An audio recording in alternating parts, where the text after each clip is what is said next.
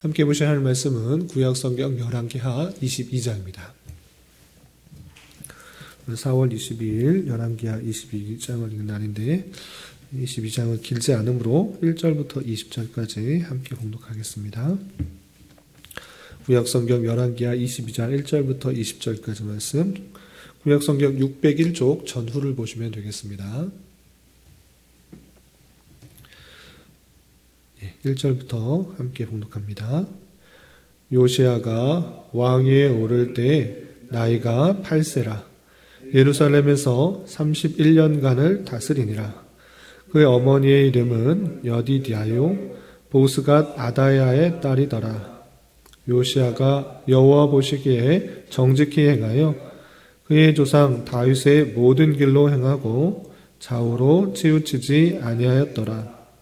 요시야 왕 18째 해에 왕이 무술람의 손자 아살리야의 아들 서기관 사반을 여호와의 성전을 보내며 이르되 너는 대제사장 힐기야에게 올라가서 백성이 여호와의 성전에 드린 은 곧 문 지키는 자가 수납한 은을 계산하여 여호와의 성전을 맡은 감독자의 손에 넘겨 그들이 여호와의 성전에 있는 작업자에게 주어 성전에 부서진 것을 수리하게 하되 곧 목수와 건축자와 위장에게 주게 하고 또 제목과 다듬은 돌을 싸서 그 성전을 수리하게 하라. 그러나 그들의 손에 맡긴 은을 회개하지 말지니 이는 그들이 진실하게 행함이니라. 대제사장 힐기야가 서기관 사반에게 이르되 내가 여호와의 성전에서 율법책을 발견하였노라 하고 힐기야가 그 책을 사반에게 주니 사반이 읽으니라. 서기관 사반이 왕에게 돌아가서 보고하여 이르되 왕의 신복들이 성전에서 찾아낸 돈을 쏟아 여호와의 성전을 맡은 감독자의 손에 맡겼나이다 하고 또 서기관 사반이 왕에게 말하여 이르되 제사장 힐기야가 내게 책을 주더이다 하고 사반이 왕의 앞에서 읽음에 왕이 율법책의 말을 듣자 곧 그의 옷을 찢으니라. 왕이 제사장 힐기야와 사반의 아들 아히감과 미가야의 아들 악볼과 서기관 사반과 왕의 시종 이사야에게 명령하여 이르되 너희 가서 나와 백성과 온 유다를 위하여 이 발견한 책의 말씀에 대하여 여호와께 물으라. 우리 조상들이 이 책의 말씀을 듣지 아니하며 이 책에 우리를 위하여 기록된 모든 것을 행하지 아니하였으므로 여호와께서 우리에게 내리신 진노가 크도다. 이에 제사장 힐기야와 또 아히감과 악볼과 사반과 아사야가 여선지 훌다에게로 나가니 그는 하라스의 손자 디과의 아들로서 예복을 주관하는 살룸의 아내라. 예루살렘 둘째 구역에 거주하였더라. 그들이 그와 더불어 말하매 훌다가 그들에게 이르되 이스라엘 하나님 여호와의 말씀이 너희는 너희를 내게 보낸 사람에게 말하기를 여호와의 말씀이 내가 이곳과 그 주민에게 재앙을 내리되 곧 유다 왕이 읽은 책의 모든 말대로 하리니 이는 이 백성이 나를 버리고 다른 신에게 분향하며 그들의 손의 모든 행위로 나를 경노하게 하였습니다. 그러므로 내가 이곳을 향하여 내린 진노가 꺼지지 아니하리라 하라 하셨느니라. 너희를 보내 여호와께 묻게 한 유다 왕에게는 너희가 이렇게 말하라. 이스라엘의 하나님 여호와가 이같이 말씀하셨느니라. 내가 들은 말들에 대하여는 내가 이것과 그 주민에게 대하여 빈터가 되고 저주가 되리라 한 말을 내가 듣고 마음이 부드러워져서 여호와 곧 내 앞에서 겸비하여 옷을 찢고 통곡하였으므로 나도 내 말을 들었노라. 여호와가 말하였느니라. 그러므로 보라 내가 너로 너희 조상들에게 돌아가서 평안히 묘실로 들어가게 하리니 내가 이곳에 내리는 모든 재앙을 네 눈이 보지 못하리라 하셨느니라 하니 사자들이 왕에게 보고하니라. 아멘. 예, 감사합니다. 오늘 말씀 명기 본문은 열왕기하 22장입니다.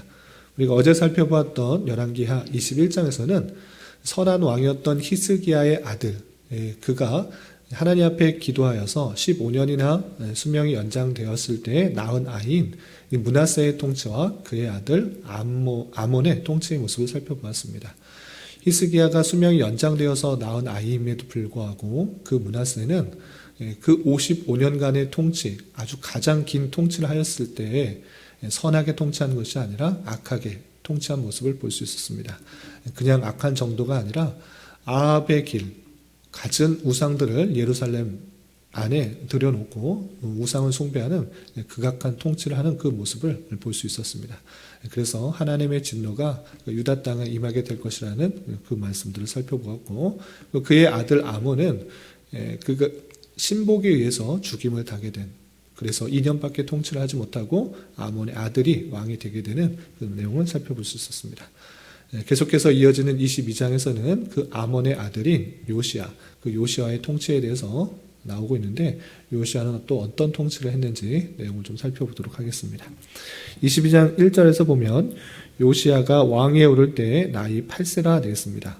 8살밖에 되지 않았는데 왜 왕위로 올랐는가? 잠깐 서두에 말씀드린 것처럼 그의 아버지 아몬이 신복에 의해서 죽임을 당하게 된 것입니다. 그래서 2년밖에 통치를 하지 못하고 죽게 되자 그의 아들인 요시야가 8세이지만 나라의 왕이 되어서 통치를 하는 것입니다. 몇 년 동안 통치했는가 계속해서 보면 예루살렘에서 31년간을 다스렸다, 통치하였다 이렇게 되어 있습니다. 그럼 31년의 통치가 선했는가 악했는가 2절의 말씀을 계속해서 보면 요시야가 여호와 보시기에 정직히 행하여 그의 조상 다윗의 모든 길로 행하고 좌우로 치우치지 아니하였다 그랬습니다. 선대 왕이었던 므낫세 그리고 아버지였던 아몬, 그 둘은 정말 악한 왕이었는데 그럼에도 불구하고 이 요시야는 31년간의 통치, 하나님 보시기에 선하였다 이렇게 정의하고 평가하고 있습니다.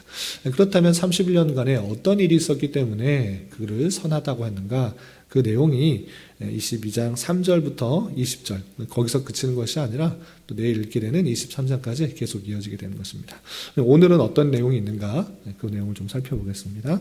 22장 3절에서 보면 요시야 왕 18째 해, 8살의 왕위에 올라서 18째 해가 됐으니까 26살 정도 됐던 것입니다.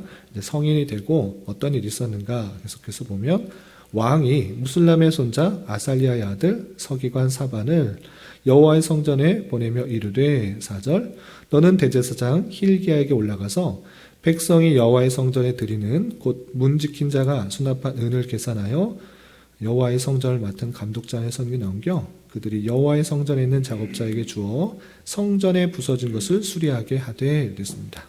그러니까 26살 정도 되었을 때 요시야 왕은 서기관 사반에게 명령을 한 것입니다. 어떤 명령을 하는 것인가?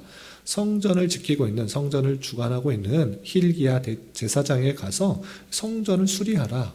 왜 성전을 수리하라고 했는가?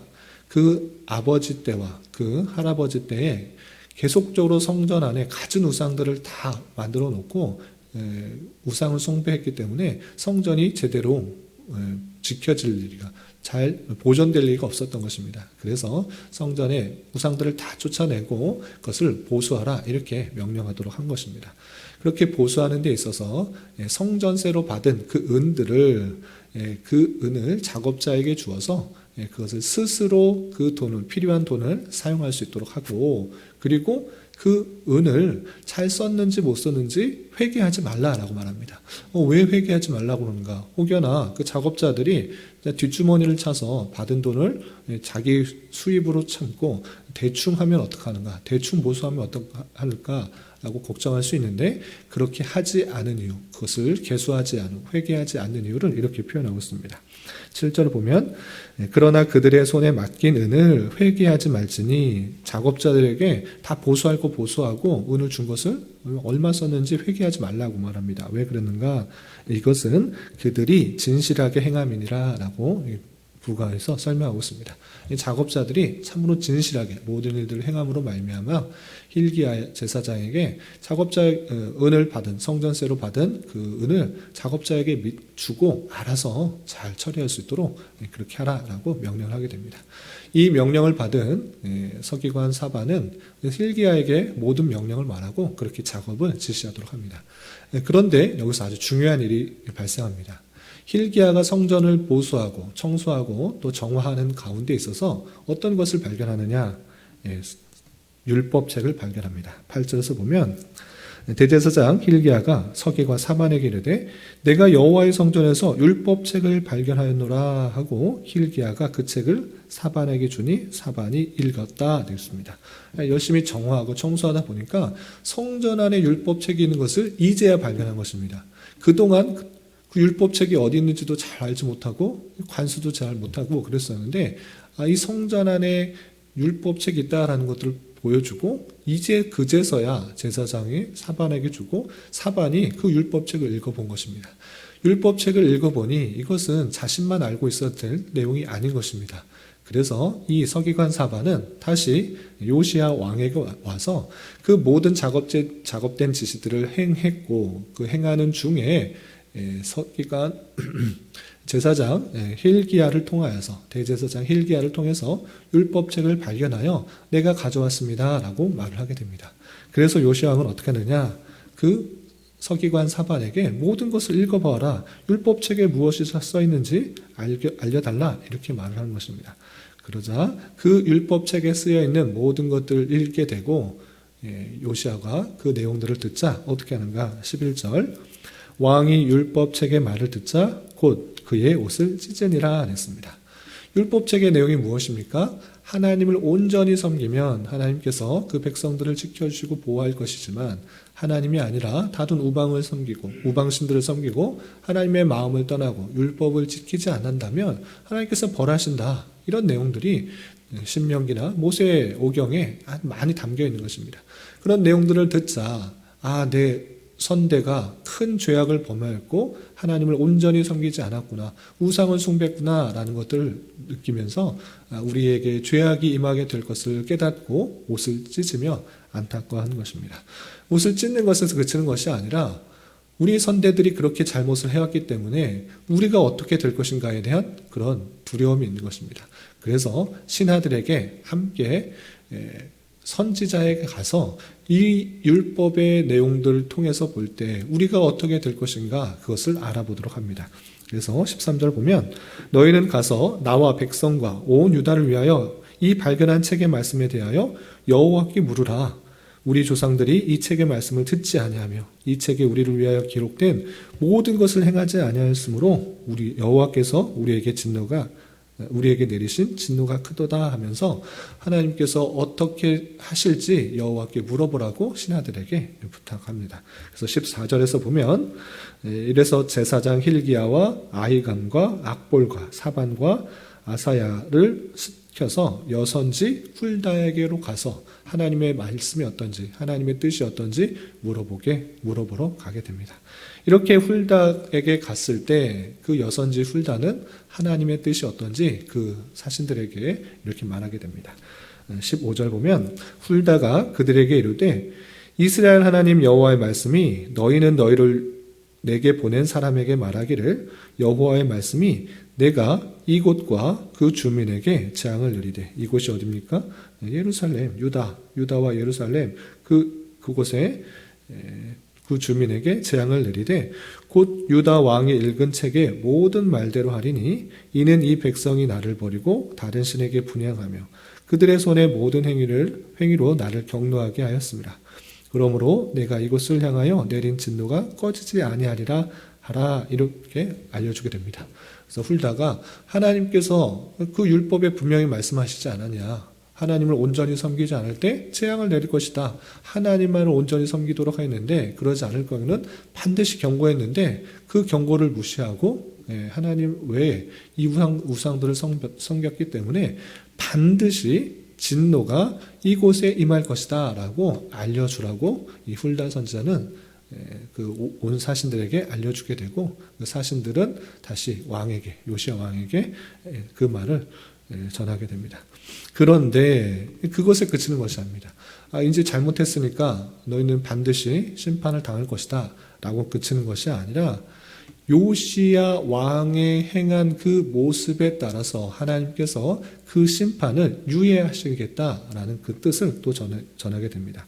19절 보면 내가 이곳과 그 주민에게 대하여 빈터가 되고 저주가 되리라 한 말을 내가 듣고 여기서 내가 듣고서 내는 요시야 왕인 것입니다. 이것을 심판을 받을 것이다 라는 그 말을 듣고 어떻게 했느냐 마음이 부드러워져서 여호와 앞 곧 내 앞에서 겸비하여 옷을 찢고 통곡하였으므로 나도 내 말을 들었노라 이렇게 되어 있습니다. 그러니까 하나님께서 심판하신다라는 그 이야기를 듣고 요시야 왕은 어떻게 했는가 마음이 부드러워져서 여호와 앞에서 통곡하였던 것입니다. 하나님 앞에 의지하고 하나님만을 붙들어야 되겠다라고 생각해서 이 안타까운 현실을 보면서 통곡한 것입니다. 그리고 옷을 찢고 또 하나님 앞에 나아가는 그 모습을 나도 보았고 나도 내 말을 들었노라 이렇게 표현하고 있습니다. 그 모습을 보고 하나님께서는 마음을 그때에 심판하는 것이 아니라 그 심판의 대를 뒤로 또 연기하시는 것입니다. 그래서 어떻게 하셨는가? 마지막 20절 보면 그러므로 보라 내가 너로 너의 조상들에게 돌아가서 평안히 묘실로 들어가게 하리니 여기서 너는 요시야 왕인 것입니다. 너는 너의 조상에게 평안히 묘실로 들어갈 것이다. 심판 받음으로 말미암아 죽어서 끝나는 것이 아니라 너는 평안히 돌아가게 할 것이다 라고 표현하고 있는 것입니다. 그 심판의 내용들을 보고 하나님 앞에 통곡하며 또 옷을 찢으며 하나님 앞에 나아가는 그 모습들을 보면서 너 때는 그 심판이 일어나지 않을 것이다 라고 약속해 주시는 것입니다. 그래서 내가 이곳에 내리는 모든 재앙을 내 눈이 보지 못하리라 하셨느니라 라고 하고 있습니다.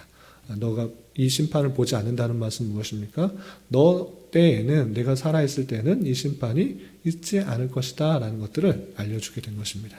이렇게 여기까지가 22장의 말씀인데 이 말씀을 통해서 우리가 생각해야 될 것이 무엇인가 교훈받을 것이 무엇인가를 좀 생각해 보도록 하겠습니다.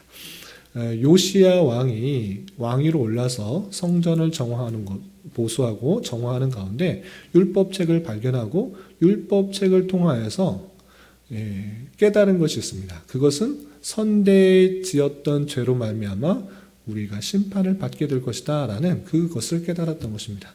그 말씀에 의하면 우리가 심판을 받을 수밖에 없는데 정말 그러한가 여선지 훌다에게 물어보고 그 훌다의 내용을 통해서 그것이 반드시 있을 것이라는 것들을 알게 되었습니다. 그 사실을 알고 요시야 왕은 상당히 안타까워하며 옷을 찢으며 다시 통곡하며 주님 앞에 나아가게 되었고 하나님께서는 그 내용을 들으시고 그때에는 심판이 있지 않고 그 후대 때에 심판이 있게 되는 그 내용들을 살펴볼 때 먼저 우리가 생각하게 될 것은 율법에 대한 자세인 것입니다. 율법을 읽음으로 말미암아 요시야는 무엇을 생각했는가? 통곡하며 옷을 찢으며 우리가 죄가 있구나라는 것들, 죄악된 모습 가운데 있다라는 것들을 심판 가운데 있다라는 것을 깨달은 것입니다. 그것이 먼저 중요한데 우리가 말씀을 대하지 않으면 내 생각과 내 뜻과 내 판단대로 행하기 때문에 내가 스스로 잘 행하는 것처럼 보입니다. 의로운 사람처럼 보입니다. 그러나 말씀의 기준에 볼 때 정말 부족하고 연약하고 죄가 많다는 것들을 깨닫게 되는 것입니다. 율법의 첫 번째 기능이 무엇입니까? 사람이 참으로 의롭지 않고 죄가 많은 존재라는 것들을 깨닫는 것입니다. 그래서 이 율법을 가지고 먼저 생각해야 될 것은 내가 참으로 연약한 죄인이구나를 깨달아야 되는 것입니다. 하나님의 심판을 받을 수밖에 없는 그런 죄인이구나를 깨닫는 것입니다. 그래서 내 죄를 먼저 깨닫는 역할들을 하는 것이 율법의 첫 번째 역할이라는 사실들을 잊지 말아야 될 것입니다. 율법을 통해서 내가 정말 심판을 받을 수밖에 없는 그런 죄인이지만 예수 그리스도의 보혈의 은혜로 말미암아 내가 죄 사함을 받고 하나님께 나아갈 수 있게 되었다라는 사실들을 느끼고 하나님 앞에 감사함으로 나가야 되는 것입니다. 그런데 우리는 율법을 어떻게 생각합니까? 율법을 안 읽는 하나님의 말씀을 대하지 않는 경우가 제일 나쁜 것이지만 율법을 대하면서 잘못된 적용 가운데 나가는 경우가 많이 있습니다. 어떤 것입니까? 말씀을 많이 알면 알수록 남을 비판하고 판단하고 정죄하게 바꾼 것입니다. 나는 이렇게 사는데 이 말씀이 이렇게 되어 있기 때문에 난 이렇게 살려고 하는데 저 사람은 왜 저렇게 사는가? 왜 저렇게밖에 행하지 못하는가? 왜 남을 미워하고 비방하고 원망하고 또 불평하고 저렇게밖에 살지 못하는가? 이런 식으로 남을 비판하고 판단하고 정죄하는데 사용하는 경우가 많이 있다는 것입니다. 성경 말씀, 율법은 그런 용도로 준 것이 아닌 것입니다. 사람을 판단하고 정죄하라고 사람이 사람을 판단하고 정죄하라고 준 율법이 아니라 그 말씀을 통해 나의 죄악을 바라보도록 그렇게 한 것입니다. 그것을 통하여서 정말 죄로 말미암아 하나님의 심판을 받을 수밖에 없다라는 사실로 인하여서 내 자신을 죄악들을 깨닫고 회개하며 주님 앞에 나아가는 용도로 사용해야 되는 것입니다. 그래서 말씀, 하나님께서 주신 율법과 여러 말씀들을 가지고 남을 판단하고 정죄하기보단 먼저 내 죄악들의 연약함들을 보면서 판단하는 도구로 사용해야 될 것입니다. 그리고 두 번째로 생각해야 될 것이 무엇인가라고 할 때 요시야 왕은 하나님 앞에서 나름대로 정직하게 살려고 했던 것입니다. 그런데 율법책을 읽어보니 선대 왕들이 올바르게 하나님을 섬기지 않음으로 말미암아 맞게 될 심판의 내용들을 보면서 안타까워했습니다. 그것이 율법의 두 번째로 생각해야 될 것입니다.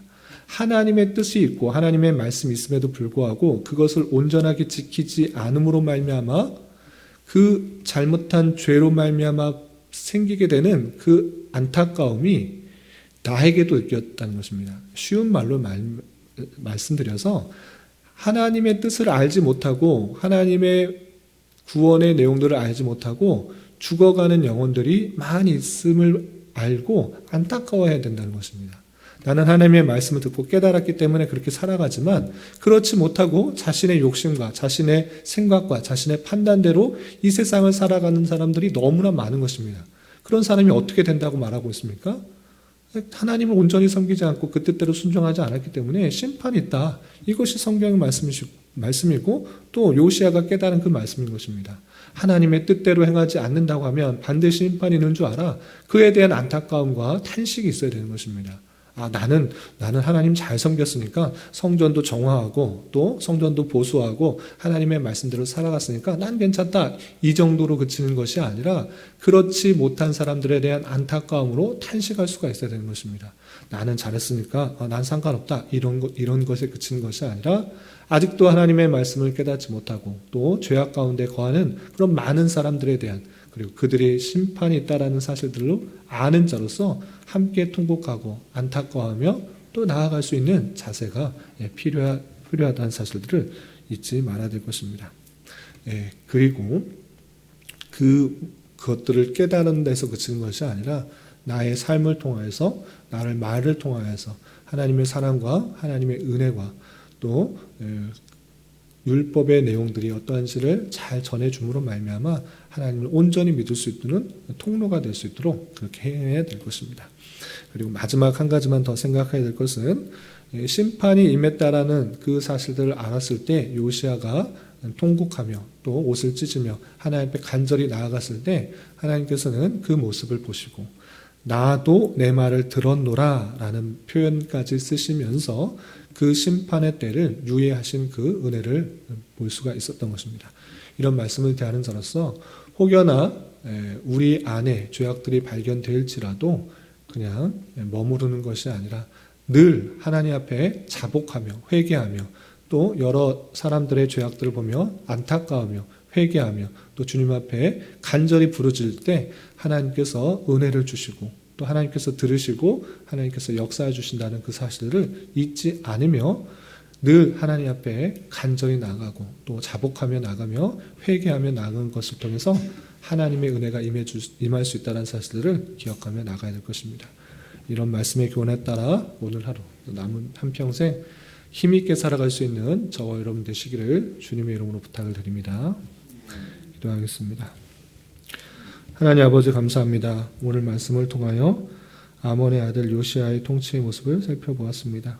성전을 수리하는 중에 율법책을 발견함으로 말미암아 자신들의 죄악과 또 그로 인한 진노를 깨닫게 되어 하나님 앞에 자복하며 회개함으로 재앙이 연기되었던 것처럼 우리 또한 하나님의 말씀에 비추어 내 자신의 부족함과 연약함을 깨달아 남을 판단하고 정죄하기보단 내 자신이 더욱더 하나님 앞에 회개하며 주님 앞에 성결하고 정결하게 되기를 힘쓰는 자 되게 하여 주시옵소서. 주님 나라와 민족을 위하여 기도합니다. 정치적 문제로 인하여 경제적 문제로 인하여 많은 갈등과 또 난임이 있습니다. 주님 긍휼히 여겨주시고 올바른 정치를 통하여 온 백성이 자유와 민주와 평화 속에서 살아갈 수 있도록 인도하여 주시고 특별히 이 땅의 교회들이 진리의 말씀으로 회복되게 하여 주셔서 어두워지고 썩어져 가는 세상 속에 소금과 빛의 역할들을 잘 감당할 수 있도록 긍휼을 더하여 주시옵소서. 주님, 교회 내 육체의 질병과 연약함으로 직장과 사업장의 문제로 가족의 전도를 위하여 주님께 간절히 부르짖으며 나아가는 여러 지체들이 싸우니 주님께서 그들의 기도 들으시사 응답하여 주시고 우리의 기대와 소망보다 훨씬 더 필요한 것으로 채워주신 하나님을 깊이 경험할 수 있는 기회되게 인도하여 주시옵소서. 오늘 저녁에 있는 금요 기도의 시간에도 주님 함께하여 주실 줄 믿으며 이 시간 각자 간절히 간구하는 기도 제목 주님께서 들으시고 가장 선한 것들로 응답하여 주시옵소서. 예수님의 이름으로 기도 올려옵나이다. 아멘.